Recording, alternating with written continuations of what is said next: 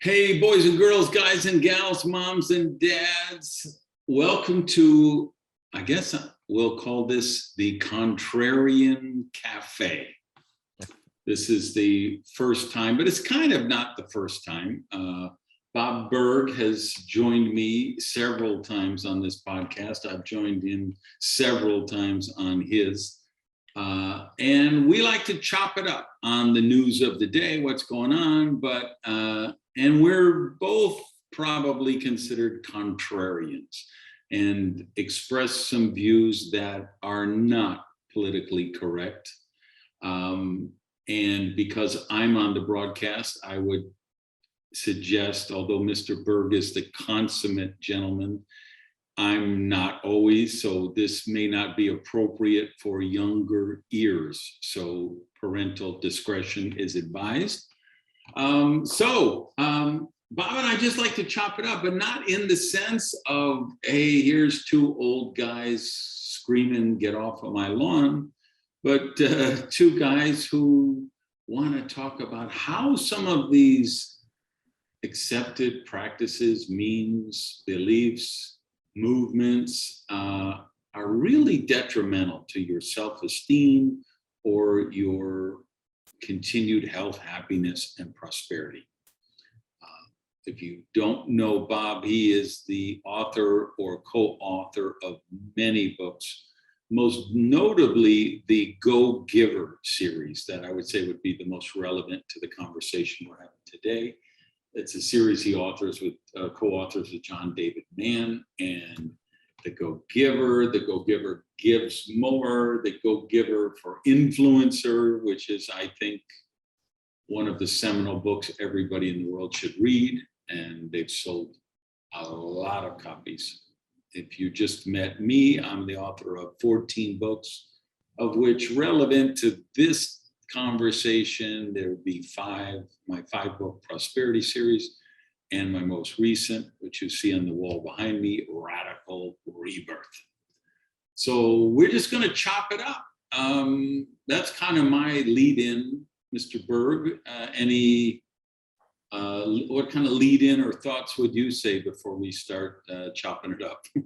Well, first of all, I do see Radical Rebirth behind you, and I said to you that was your magnum opus, but then I realized that I think the last 5 books that I got to read of yours, I said were your magnum opus or magnum opus, whatever they are, and it keeps getting better every time. So you continue to grow, just like you challenge us to do in your blogs and your prosperity TV and all your broadcasts. And one of the things that I think brought this conversation together today, Randy, is in your Friday newsletter, which I absolutely read first thing.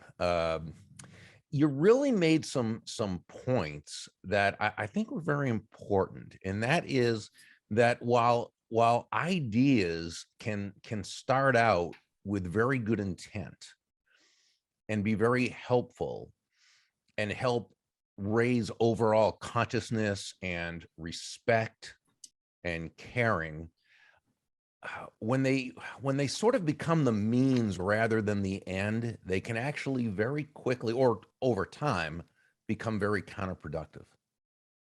And I think we're seeing that a lot in society today. Yeah, one of the people that I find most fascinating on this planet is Elon Musk. And let me kind of I'm going to scroll through my phone here and see if, because I don't want to use his name in vain, but he was basically saying, I don't know, I have so many. So I will be summarizing him. Don't quote me because I don't see the exact quote, but basically he was saying that wokeism is probably the most dangerous thing happening in our society today. And so Art Jonak, one of my buddies, and that you also know, him and I have a great guy, a thread on Signal that we communicate about 5,000 times a day, just jumping back and forth, kind of like you and I are doing today. We're doing that on Signal. And he had sent me that quote from Elon. And I said, well, I don't disagree with Elon in any way. I just would say, I think it's a barbell. I think that this danger of the crazy wokeism of the left is matched on the right equally with the extremism over there. And so whether we talk about vaccines, or we talk about face masks, or we talk about politics or policy, we just have this incredible divide. And we and it's become so prevalent, it's become so pervasive because of social media and the way machine learning and algorithms are able to trigger us, that there are people that just went down the rabbit hole so deep, they will never come back. Yeah. That's a great point. And so one of the things you said about wokeism, because you look at the term, let's just, you and I both enjoy taking words apart and looking at what they really represent. Okay. So woke is a good thing. Woke is consciousness. We want to be woke in terms of not asleep. If you're asleep, you're not thinking. Okay. When you wake up, you are now conscious. You're questioning your premises. You're asking why. You're asking, what does this person think? Why do they think it? Where did they learn it from? Why did that? But right. Okay. You're woke. You're woken up. That's a good thing. Okay. When it leads to being more concerned about what you might say that will offend someone, again, I think those are great. When it's used as as a tool to harm anyone who doesn't quite agree with you, now we're taking that thing that had the potential to be good, and we're actually turning it into something very, very harmful. And people now are really afraid to speak their mind. Let's just take an example, if we may. The whether you want to call them the demonstrations or the riots last summer, where violence was used to make a point about some very, very bad things and some horrible things. There was a Princeton, I think it was Princeton, and I might be wrong about that, so please pardon me if I don't have this right. And he was either a professor or an independent researcher who had simply reported on some data, and it was factually, it was data. There was no arguing about that. No one argued about that. That said that violence is harmful when it comes to creating a movement for change. Okay. I've also read that in other books because I've read and studied about movements. Greg Sattel talks about it, many others. Okay. And he simply reported that this was so. He got fired. He got fired from his job. Right. Yeah. Now this is just not a good thing at all, because for what it says is, if Joe Smith or whomever is going to report something honestly, if it offends those who are considered to be woke, if you will, in the term that it's being described, I could lose my livelihood. So what happens is, remember, behavior that gets rewarded gets repeated. Behavior that gets punished doesn't get repeated. This sent a clear and present signal to people to be careful about reporting the truth if you value your job. Now you might say, well, wait a second though. If you have integrity, like as that person did, if you have integrity, you're going to report it anyway. Well, if you've got 4 or 5 kids you're supporting, there might be a little bit of a question about what you're going. And I'm just saying that's human nature. I'm not saying whether you or me or somebody else would or wouldn't, whatever. I'm saying it's going to happen. So, call it what it is. It's cancel culture. Right. Say, okay, the data says that violence in demonstrations or whatever you want to call it is not as effective for creating a movement. Okay, now don't get the guy fired for this, but discuss it. If you don't think it's true, discuss it. You might say, well, there's no other way. And somebody might say, well, wait a second, this is okay, that's fine. Do that. But for someone to be fired for reporting on data, right, that it was researched, and that's his job, it's just not right. And that's what happens when again, as I mentioned earlier, woke becomes the means, not the end. It's something you identify yourself with rather than using it for a positive purpose. Yeah, I see it as like on the left side of the barbell, that the woke is a movement. It is just as you just described it, a personal identity that people adopt.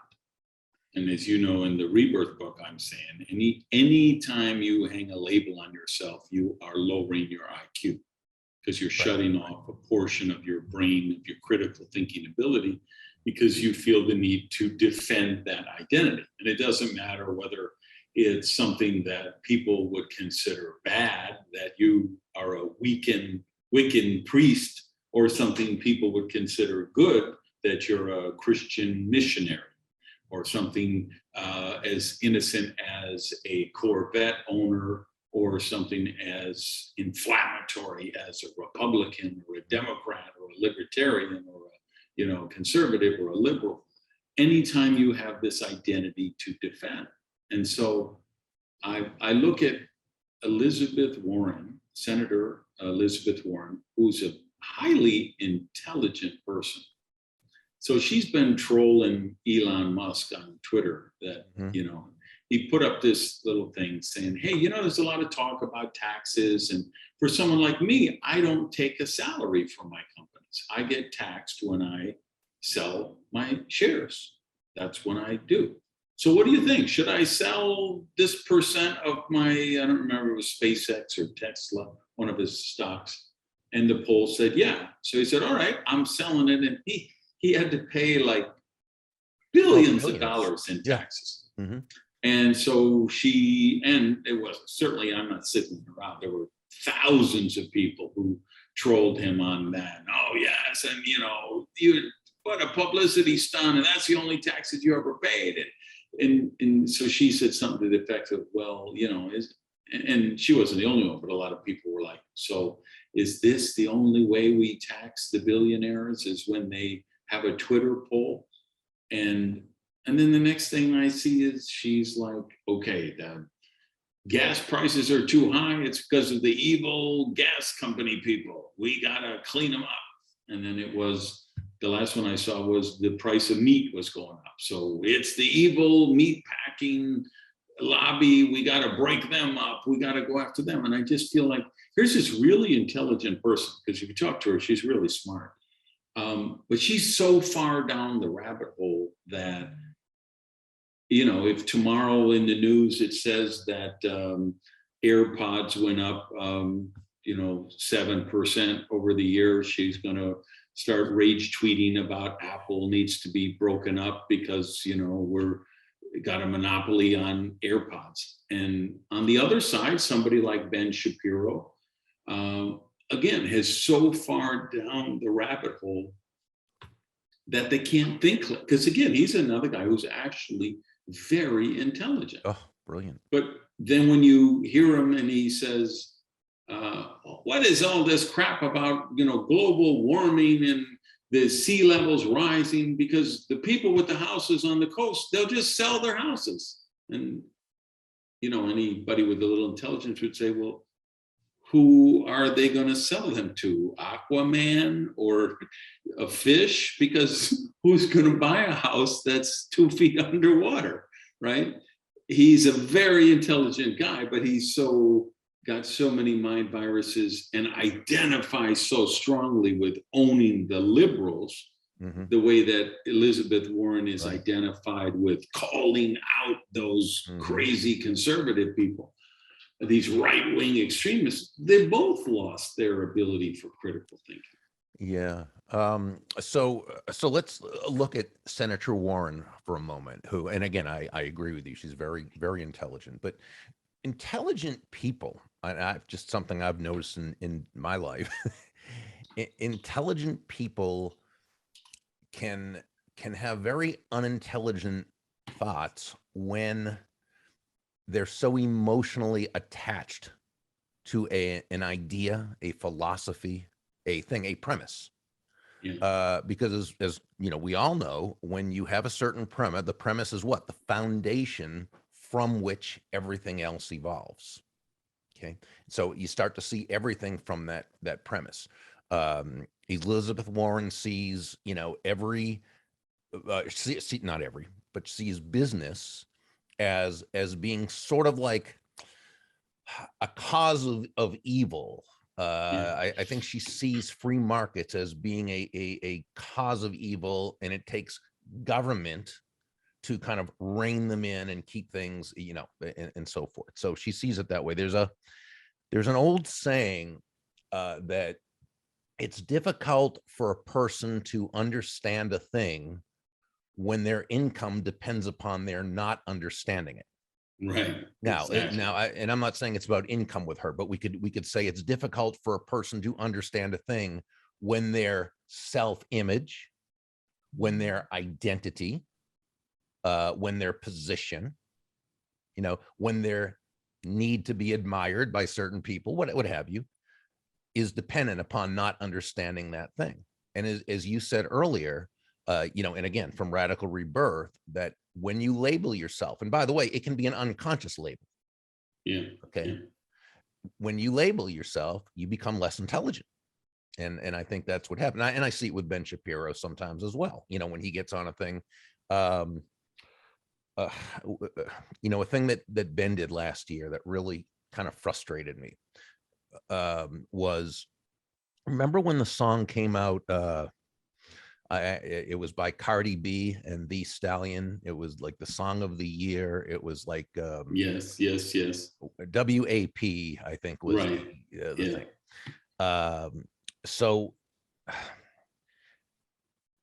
I think a case can easily be made that there were many reasons why that song was not an empowering song for women. Okay. First of all, if you listen to the refrain going through it about who's in the house and different things, I mean, it was not empowering for women, which, those on the left kind of seem to say it was. It was just not, that, again, if some people can like it, some people that's not the issue. Personally, I found the tune really pretty catchy. but here's what Ben said about it. He got into a thing about the physiology of that regarding the song being bad for women, and that his wife, Mrs. Shapiro, is a doctor. And she said, and it got into this back and forth, which had nothing to do.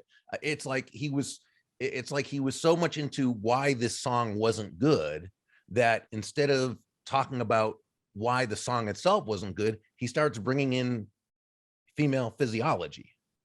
It had nothing to do with anything. What he should have said, if he was going to be Ben Shapiro, was, how does this help women in terms of feeling good about themselves? It doesn't, because X, because Y, because Z, or, whatever, and bring up those, again, arguable point. You could argue either way, or what have you. And I'm not looking to take one side of that or the other. I'm saying that it became, well, let's go one other way. Years ago, okay, when in Florida, there was a big thing about, or throughout the country, there was a big thing about smoking not being allowed in restaurants or other public places, even if they were privately owned, like a restaurant.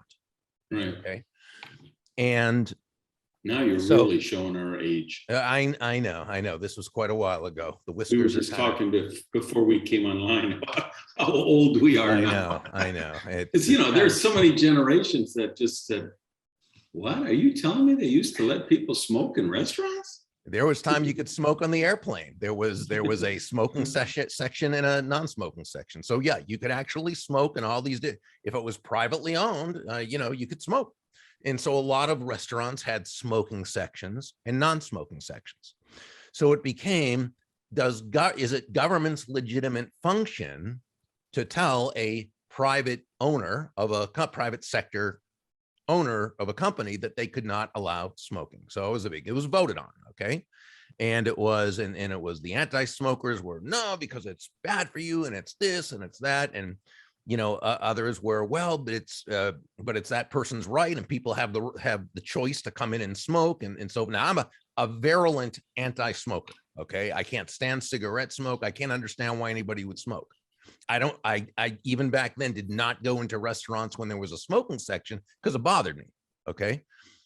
And somebody said, well, Bob, I know you're a virulent anti-smoker. You should go, get in on this campaign and start speaking about it. I said, absolutely not. I said, I would never tell anyone who owns a place and who has invested their money in it that they can't have smoking in their place. Well, but don't you think smoking? Of course I do. I think it's horrible. I don't. Okay. But that would be my feeling. But here's what the Libertarian Party, who used to put out, emails every day, they actually put out a piece that talked about smoking, or actually secondhand smoke, not being bad for you, in studies saying this, and that. And I wrote to them and I said, love you guys, but why on earth would you say something like that? A libertarian position has nothing to do with whether smoking is good or bad for you. A libertarian position they took the bait. Exactly. Change the debate, move the target, forget about the core principle. Exactly. And that's what Ben did when I think when he talked about that, instead of staying where his target is, and the LP, the Libertarian Party, did that same thing. And they said, well, because we're trying to get that's not what we as libertarians. Because they forget what is the principle you want to defend. Like if you remember, and I know you will, I had an earlier book where I said, hey, if a guy owns a restaurant and it's a private restaurant and he says, I'm not going to spend the money for handicap access, wheelchair ramp and door width and whatever, he or she should have the ability to do that. Now, I have many friends who are in wheelchairs and have certain challenges, and those things are, the places that do them are a godsend. But either you believe in private property as a principle, or you don't. Like I really, and this shocks people, but I always say, I would have no problem if we still lived in the days when people could put signs in their restaurants and say, no gays, no Jews, no Chinese, no Germans, no Swede, whatever. Because I would say, I believe in the principle of private property. And as a gay man myself, if that guy who owns the restaurant doesn't want any gays in it, I would rather not go there. I'd rather not give him my money. So there's two things about that. Let's take this even a little further, okay? And as a Jewish person, I feel the same way, that I wouldn't want to do business with them. But there's something else too, Randy, and that's this, okay? Let's say it was a restaurant that in West Palm Beach, because I live near there and you live kind of near there. And they said they had a sign up and they said no gays allowed, okay? Well, it's not just because I happen to have a lot of great friends like you who are gay that I would want to stick up for. I don't believe in the principle of being, I don't know what you call it. Discriminatory against somebody who you don't, right? So what I would do is not only would I not eat at that restaurant, which is a choice, a free market choice, by the way, I would be part of a whole group that would get together and boycott them. By the way, a boycott is a free market way of letting someone know you don't agree with their. And so I was so let's go back to that again about being Jewish. And we know how many golf courses used to not allow blacks and Jews, right?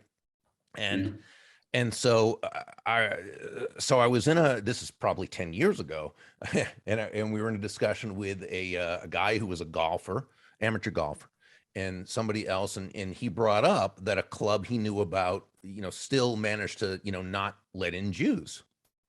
And the woman who was in the conversation, it was the two of us and a woman, she said, there should be a law against that, which, by the way, I think there is, but that aside, I mean, she said there should be a law against that. And I said, actually, really, there shouldn't be. And she goes, but you're Jewish. And I said, I know, but they own the golf course owner owns the golf course.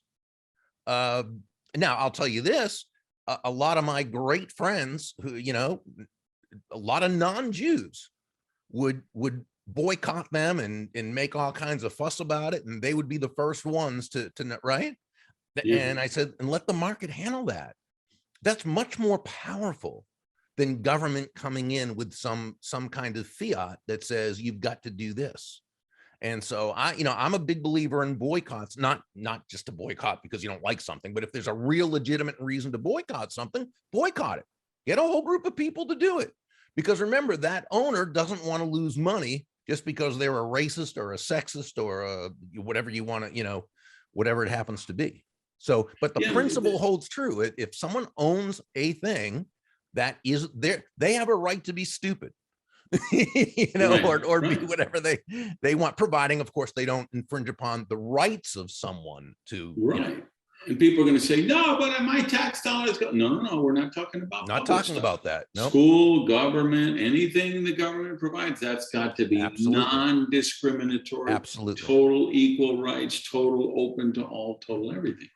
But, and you know that there are going to be people, let me not affirm that. There could be people, it wouldn't be uncommon if there are people that watch this or listen to this and say, okay, Bob and Randy should be canceled because they just said you should discriminate against gay people and you should discriminate against Jewish people.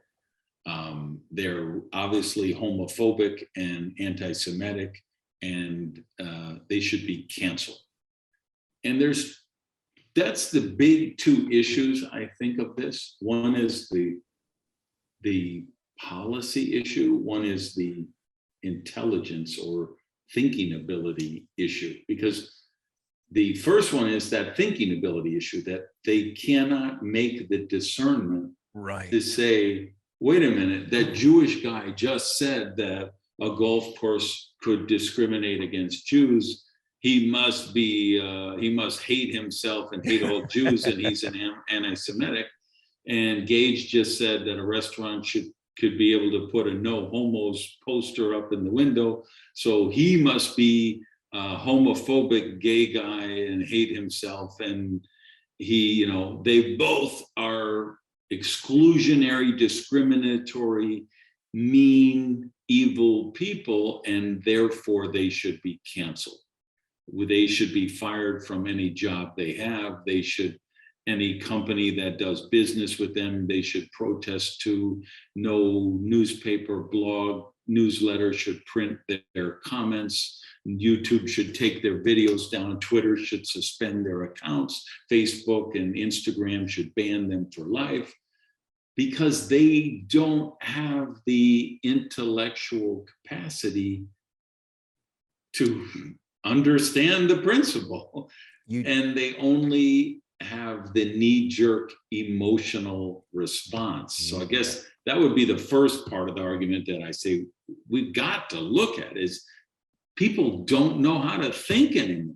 You just hit on one of the biggest things that one of the biggest issues I think that's out there, is not being able to distinguish between allowing someone the right to do something and agreeing with it. Okay. You look at the war on drugs, and if you study it, which I have, the war on drugs has been one of the biggest failures in our country's history. I could go through it, but there's no need to. I think most of us at this point kind of know just how bad it worked or didn't work. You have to say it's probably one of the top 3 policy failures of the last 100 years. Oh, absolutely. So do I believe drugs should be legal? Well, first of all, yes. Do I believe people should take drugs? Absolutely not. Okay. And that's what people can't understand, that just because you believe something should not be illegal or controlled by government, that you must believe in the thing. Oh, so Burg thinks everybody should be strung out on drugs. Yeah, yes, that's exactly what I said. Yes, of course. And that's absolutely, so ludicrous. But this is very, very basic, Randy. because this is what we're seeing all the time. People cannot seem to understand right now that you can have a certain principle and respect the principle and respect another person's right to do or not do something without it meaning that you endorse it or agree with it.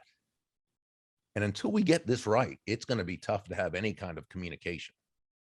Yeah, and then the second part of that is this cancel culture thing, because it's like, I can't even say his last name. I think it's Greek. It's one of those long names. Milo, the conservative author. Something like Yiannopoulos or something. Was yeah, that? Exactly. Yeah.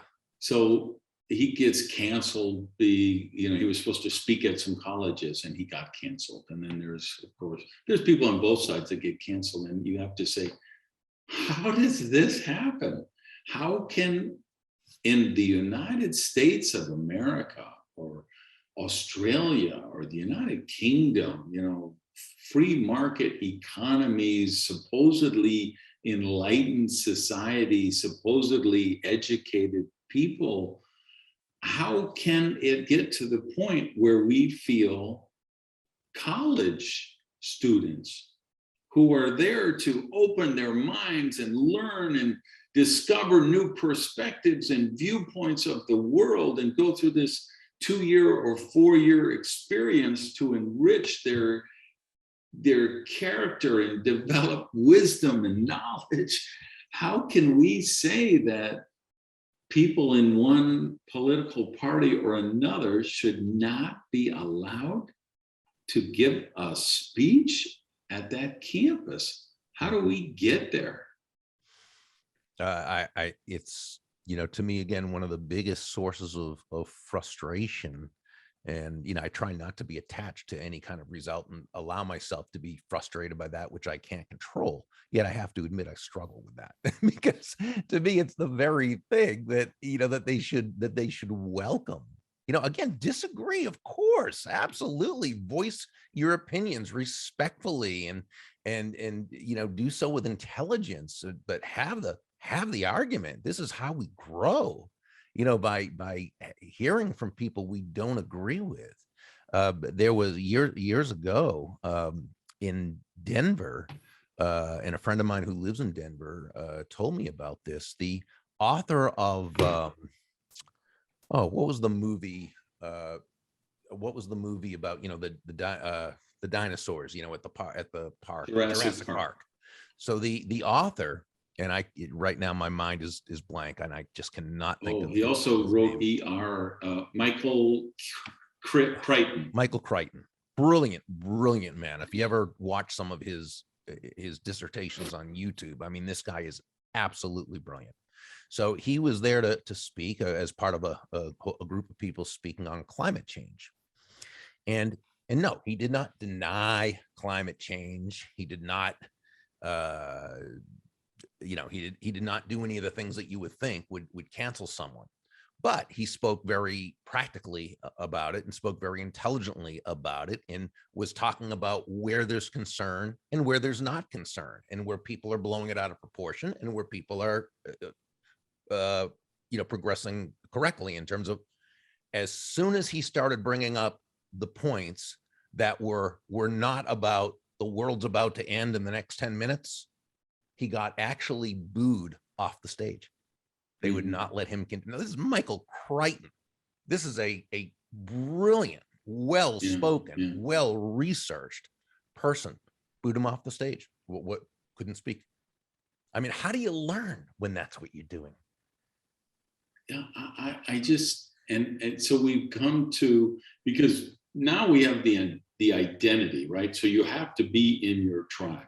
And this is the thing that just, I don't even think, I wrote about it in the Radical Rebirth book. People read it, they think they understand it, but they really don't. Because I can tell you, when I do the TV shows and the radio shows and the podcasts where people are interviewing me and they've actually read the book, they always remember this part I'm about to say, but they still don't understand it. And I bring it up because the Matrix 4 just opened.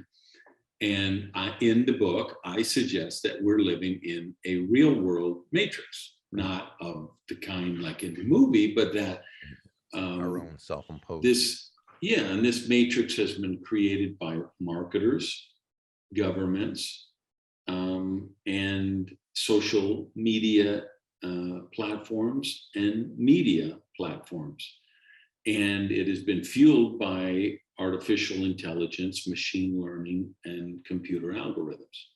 So we're now at the point where Amazon would know you were gay before you knew you were gay, or Google Right, would know, right. Because they've tracked your eyeballs across 20,000 sites over the last 2 years, and they know exactly what you click on, and they know what part of every web page you look at, right? And they employ this army of psychologists and psychiatrists to influence your behavior and decide what headlines to click. So if you're Bob Burg and you live in Jupiter, Florida, you're going to go to a site and it's going to say new insurance laws for drivers in Jupiter, Florida. That's exactly what and they says. know that if you were just clicking on ESPN and you went to the NFL site and you clicked on an article about Aaron Rodgers, you're going to see a little pop-up article about the world's worst quarterback busts in the draft, or the 10 best quarterbacks of all time, or the 5 worst quarterbacks of all time. And these computer algorithms know exactly what's going to trigger you. And so not only would Google know you're gay before you're gay, but Walmart or Publix or Instacart would know that you're pregnant before you might know you're pregnant, just based on what you're buying for food, right? Mm-hmm. And they're never going to send you an email that says, hey, Mary, you may not even be aware of this, but you're probably in your 2nd trimester of pregnancy. And we're having a special on baby cribs this month. And you might want to save 20% because we think there's a baby crib in your future. Mary would be so upset at that invasion of privacy, because let's be honest, it is an invasion of privacy. Mm-hmm. And that's why they don't send those messages. But the truth is they have the knowledge of that level. And that's the matrix we're in. So now what are the marketers rewarded for? They're rewarded for selling you shit, whether you need it or not. They make money when they sell you shit. So every psychologist, psychiatrist they hire, every behavioral researcher, every electrode study, every focus group, every marketing campaign they test, every A/B split test, they're trying to find out, how do we sell you more shit? And then we have the social media platforms, and they have to sell your eyeballs. So they need to know, how do we keep Jimmy looking at our site longer every day? Because the longer he's on the site, the more banner ads we can sell, and that's how we make our money. And then we have the media platforms, the cable news networks, the traditional news networks, the newspapers that are left around, the radio stations, TV stations that are left around. And of course, the blogs and journalistic websites. And they know, okay, we need fear and outrage. That's our business model. We only make money if we get someone to click on a link. And our computer algorithms have determined the only way we get someone, they're so bombarded with information, there's so much stimuli in their feed, the only way we get them to click is scare the hell out of them or make them outraged as hell.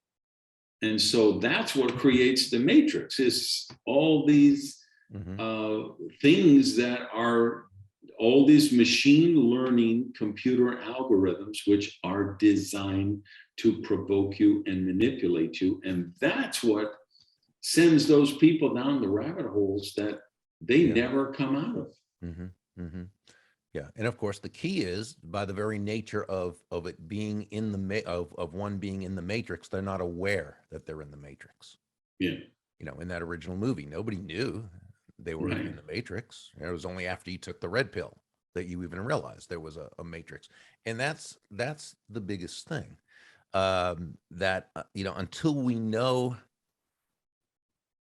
that we don't know, if that sounds right, there's nothing we can do about it, because we're always going to get Right. those ads. They're the exact ads that we either want to see consciously or unconsciously or what have you.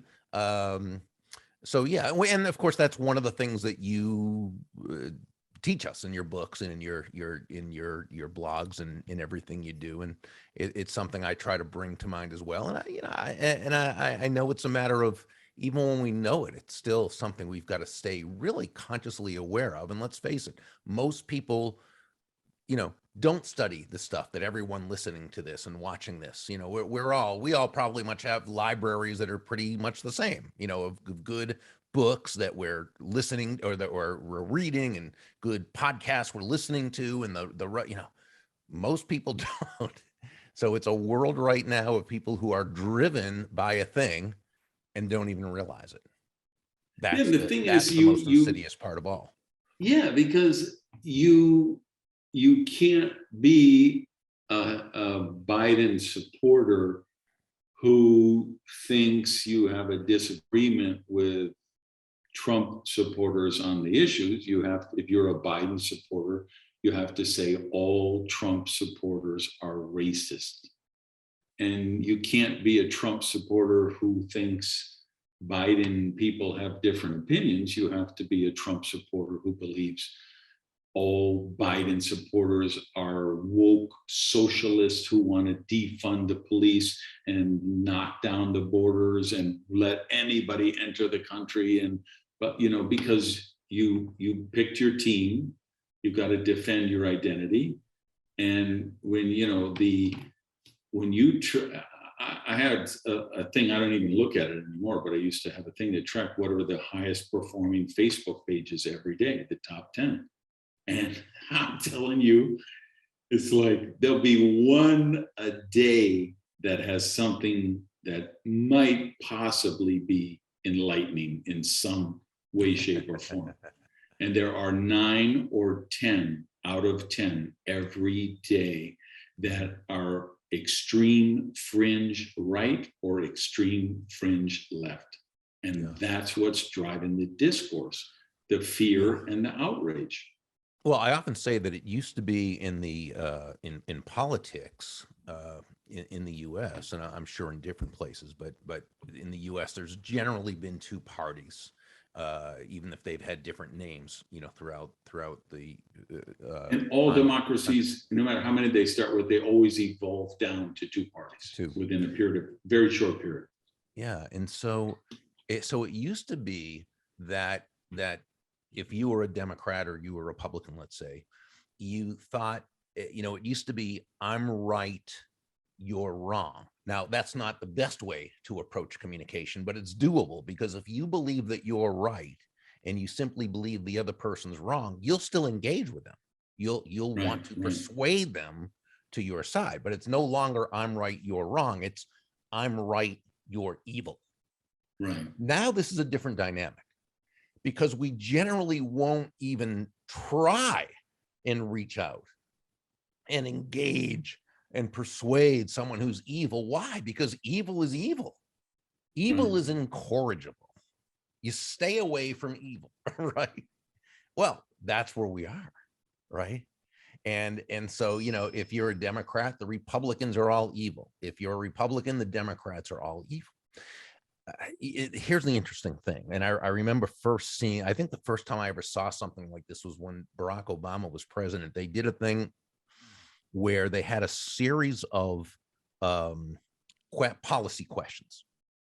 And they said, do you agree with President Obama's ideas about, boom, boom, boom, boom, boom. Okay. And the Democratic voters all agreed.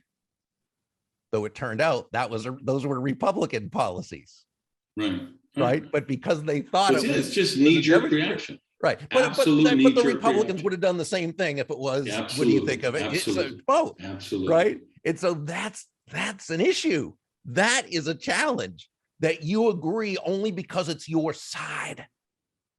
What that should say to people is, maybe I should look at the others' policy and just see where I might agree. Or even if I don't agree, and this is why I say that if you're, if you're a Republican who watches Fox, watch CNN, watch MSNBC sometimes. If you're a Democrat, on the left, watch Fox. And I say, not because you have to agree with them. You're not going to agree with them, and there's no need to. You don't need to. But just watch, and don't watch just to see why they're evil. Why the confirmation bias kicks in, and why this proves they're evil. They can't help it. They can't help it. They can only watch to see why they're evil. Right. Because they are so programmed. They are so, because you get like, I have a friend who is, so give an example, because I don't want to throw him under the bus in a public scenario, but he's a guy who had a very strong respect for the presidency, the office of the president, as many, many Americans used to have. Very few still do. And so he's a big Trump supporter. So for 5 years now, he's been assaulted, demeaned, attacked, criticized, ridiculed. Anytime he ever said anything about politics, he's been accused of being a racist, a sexist, a misogynist, a godless, communist, whatever. Because that's what we do, is we demonize people on the other side. So he has become, like a lot of, on both sides, he is so embattled that he has now lost all clarity of thinking, any discernment.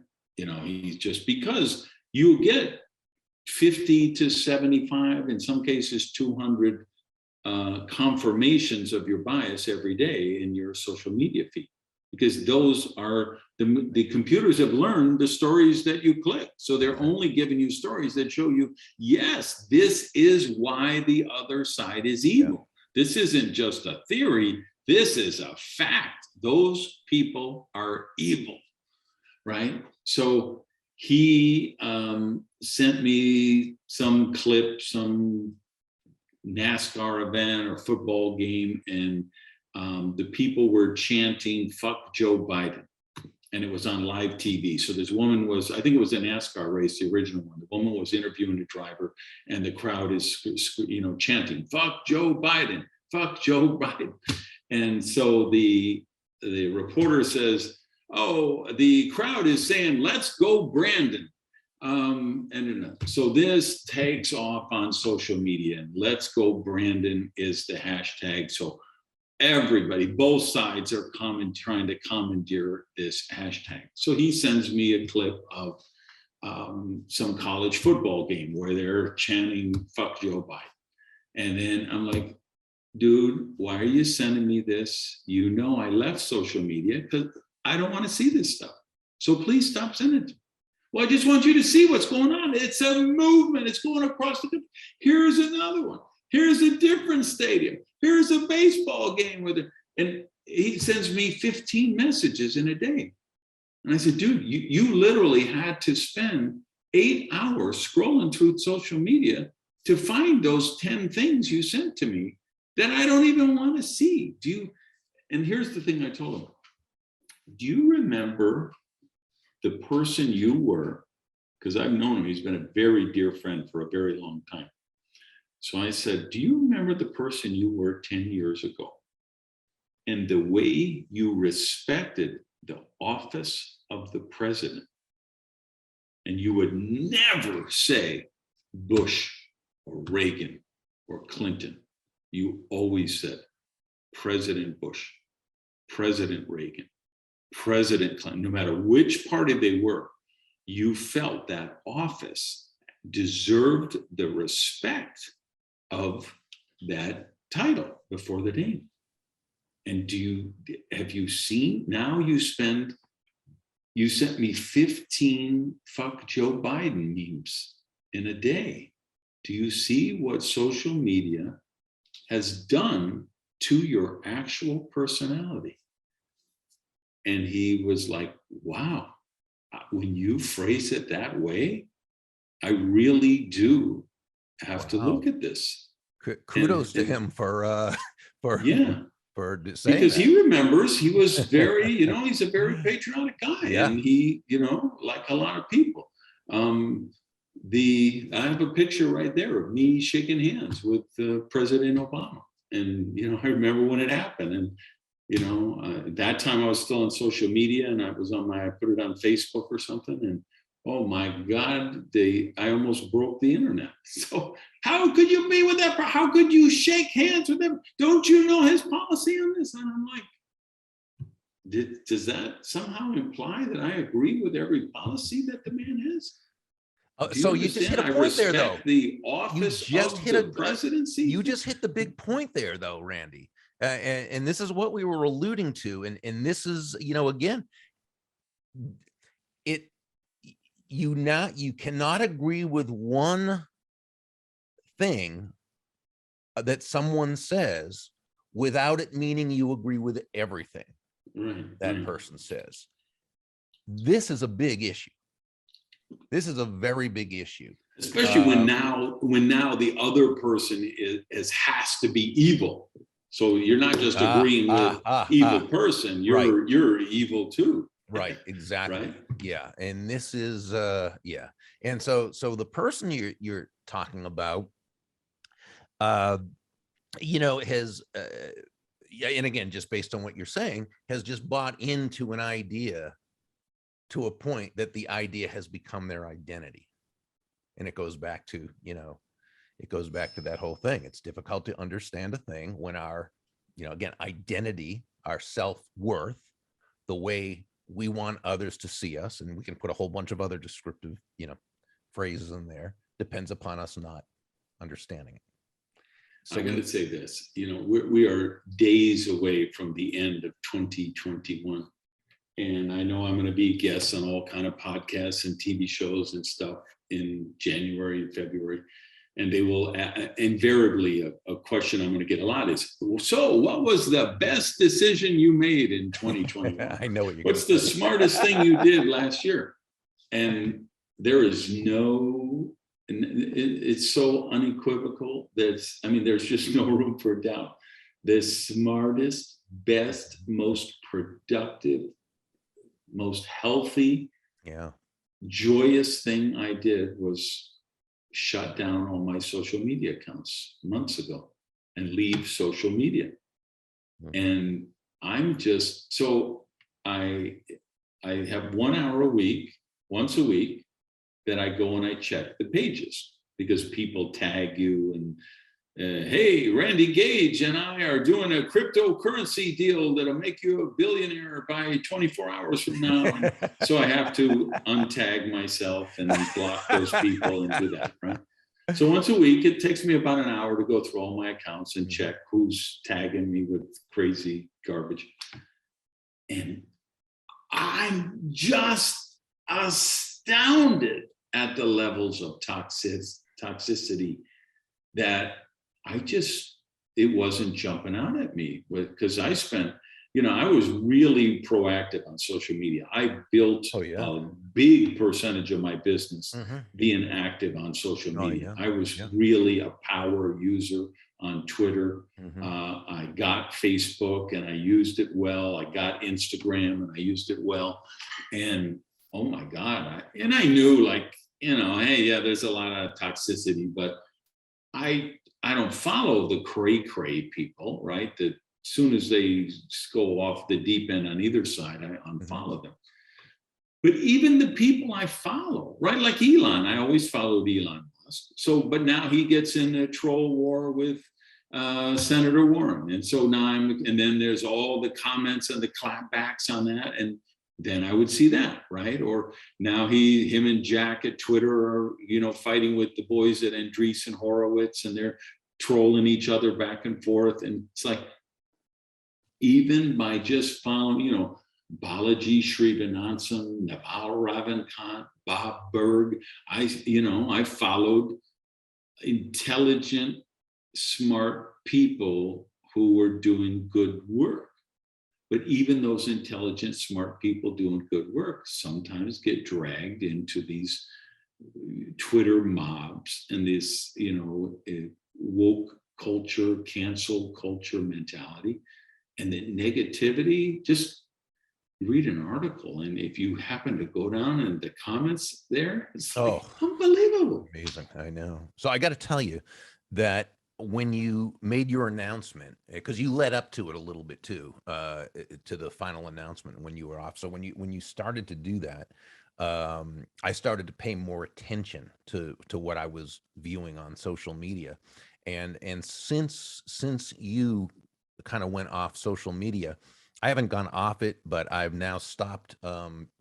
By and large, other than if I have an announcement of something I have to make, or there's something that I really want to, I don't post anymore on Twitter. I do respond to everybody still who includes me or says something about a book or something like that. I still respond all the time.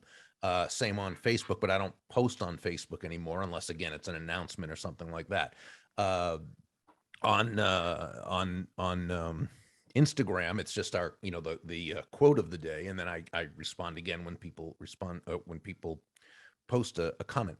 And LinkedIn, I'm pretty active on, proactively, as well as, because I find that one is more business oriented. And yeah, you still got some, but it's pretty much more business oriented. And it is more of a business networking. Yeah, but the other ones I've now, as far as actually, I mean, Twitter, I was always on Twitter, just in Facebook, and now nothing or very little proactive. And yeah, it is a big difference maker. But I'll tell you what happened though. A couple of days ago, I sort of got sucked into, not into in terms of me tweeting back, but I was reading some very toxic stuff, and reading the back and forth. I felt lousy, and I thought about you, being off. I said, okay, now I'm totally getting why Gage did this, and so I haven't been able to take myself off it totally yet, but I'm now like really, doing my thing and trying not to even look, at some of the other stuff. So I really think, and I'm just saying that just to say, I mean, I think you really made a great move, and I admire that, and I'm looking to go more and more in that direction. Yeah, so I know you gotta go very soon. We got to do more of these. We got to make this a regular thing, I think, the Contrarian Cafe, because we got to talk about COVID-19 and political posturing, the masks and the vaccine mandates, critical race theory, socialism, communism. There's so much we got to explore from a prosperity and success standpoint. So let's do this again. Any final thoughts you want to share with people? No, but you know what? A book I read last year, and pardon me for turning my back on you right now. It's not polite, but I needed to get this book and I couldn't find it for a second. Adam Grant wrote a book that came out last year called Think Again, The Power of Knowing What You Don't Know. And, he's a brilliant writer. Brilliant. He's a very smart guy. Very smart, just guy. Amazing. And I got to tell you, this book has really helped me a lot. And I kind of felt I was in that, area where I'm looking to see where I'm wrong and hoping to, but he really laid it out here in a very constructive way. Just brilliant. And this is a book. I think if you get this book, you become smarter just by having read it. I mean, it's that good. So, based on what we're talking about and the ability to, kind of let go of having to be totally right about everything, this is just one I would really recommend. And I have it over there. I haven't read it, but I bought it because I know he's a smart guy. And I've seen his work for years. But I have my list of the next. Yeah, I know the feeling. I'm looking at the desk in the stack over. I'm going to move it up the list based on your recommendations. So thank you for joining me for this, Bob Burg. He's at bobburg.com. I'm at randygage.com. Thank you guys for watching. Love to hear from you down in the comments. If you're a thinking person, we want to hear from you and debate and discuss in a nice civil manner some of these issues and how they affect our health, happiness, and prosperity. So thanks everybody for watching. Peace.